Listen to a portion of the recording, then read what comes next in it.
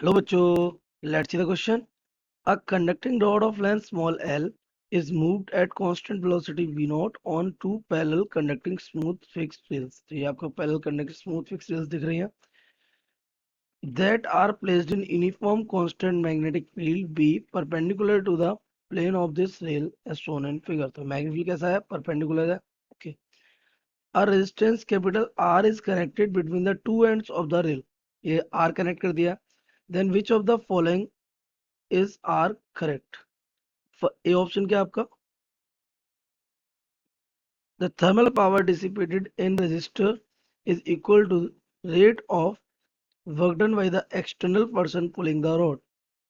ये आपका A option. B option कह रहा है if applied external force is doubled, then a part of external power increases the velocity of rod. C option.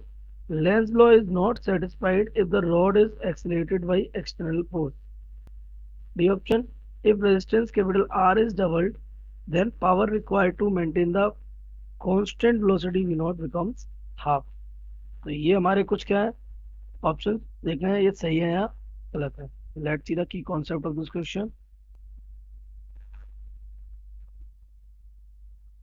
The key concept of this question is बेटा कि हम इस frame में यहाँ पर रेजिस्टेंस लगा है, no problem.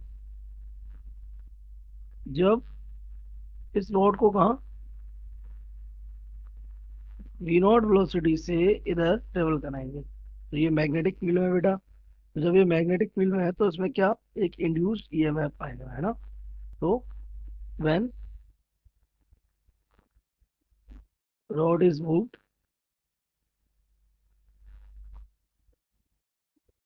and induced EMF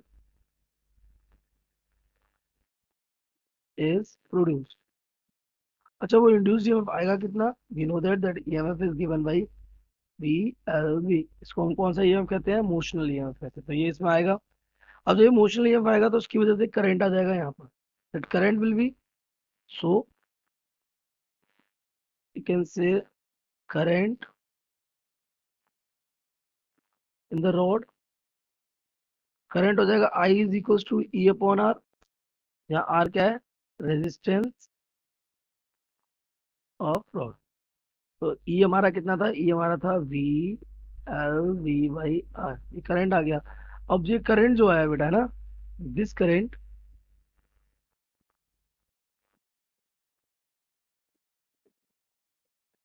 make the wire, sorry wire क्यों, rod, make the rod feel a force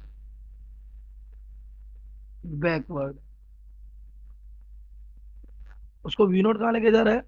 we note लेके जा रहा है आगे. इस पर फोर्स ये किधर फील करेगा? पीछे. कितना? That force is given by F is equal to I V L. Sine 90 हो जाएगा. ये हमारा कोई मैग्नेटिक परपेंडिकुलर है तो फोर्स कितना लग जाएगा? आई वी एल. आई कितना है हमारा? ये हमारा वी एल वी और ये V L upon capital R हो जाएगा. तो फोर्स हमारा कितना लगेगा?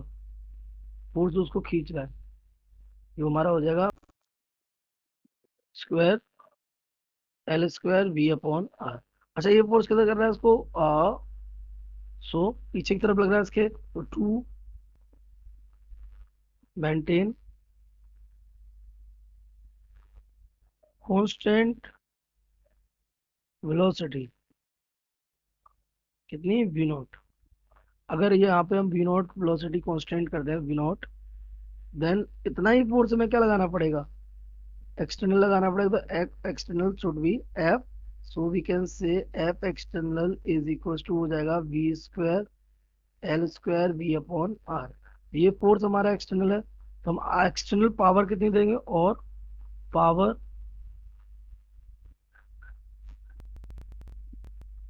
तो अगर हम पावर देंगे तो पावर क्या हो जाएगा? तो power will be given by power external is equal to हो जाएगा एफ इंटू वी होता है हमारा. एफ भी साइन थीटा 91 हो जाएगा. तो एफ ये रहा हमारा, ये एक्सटर्नल हो जाएगा. पावर हमारी आ जाएगी V square L square V square upon R. ये हमारा होल कॉन्सेप्ट है. अब हम इस पे अपने ऑप्शंस को मैच करने की कोशिश करते हैं. सबसे पहले thermal power dissipated in the resistor is equals to the rate of work done by the external person pulling the road. Obviously ये जो एक्सटर्नल फोर्स हमें यहाँ पे अप्लाई करना पड़ रहा है, ये कुछ वर्क कर रहा होगा। क्या कर रहा होगा? कोई work. That work is this is the rate of work done. ठीक है। और ये क्या कह रहा है वो, कि जैसे जैसे ये वर्क डन, क्या बोल रहा है ये, work done by the external person pulling equal है आपका रेट ऑफ वर्क डन किसके? Thermal power dissipated. तो हम एक बार थर्मल पावर और निकाल लेते हैं ना। थर्मल, आपको क्लियर हो जाएगा, थर्मल पावर डिसिपेटेड। तो अगर हम देखें थर्मल पावर क्या होती है, तो we can say the P, हम यहाँ थर्मल लिख सकते हैं, that will be I square R T. तो I square, sorry, yo this is only I square R, क्योंकि टी तो पावर में डाउन में जाएगा। आई हमारा कितना था? हमने आई कैलकुलेट किया था बेटा। I is B L V upon R, so it is B L V by R whole square and R. So this is v square l square v square upon r square into r से r cancel. तो p thermal कितना हो गया? v square l square v square upon r। यहाँ से अगर आप इसको मैच करें तो आपका p थर्मल और p एक्सटर्नल आपस में क्या है? इक्वल है। तो we can say p thermal is equal to p external. Rate of thermal dissipation, thermal power dissipation और rate of work done by external person is equal. ये equal बोल रहा है तो इट इज करेक्ट। बी पे आइए, if applied external force is doubled then the part of external power increased by the velocity increases the velocity of rod. अगर आपने क्या किया, अप्लाइड एक्सटर्नल फोर्स को डबल कर दिया, तो आप यहाँ से देखिए, आपने अप्लाइड एक्सटर्नल फोर्स को डबल किया तो वेलोसिटी ऑटोमेटिकली क्या हो जाएगी? इंक्रीज हो जाएगी। दोनों आपस में कैसे हैं? प्रोपोर्शनल है। तो ये भी हमारा ऑप्शन कैसा हो जाएगा? Correct.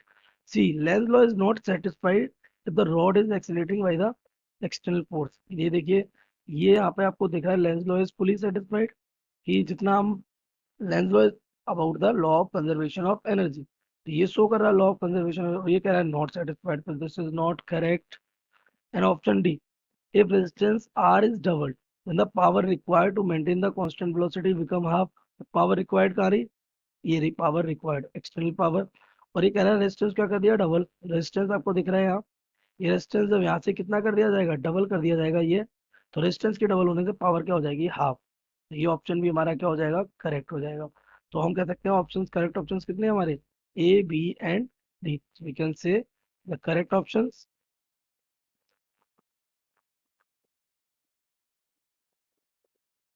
A, B, and D. I hope you have understood it well. Best of luck.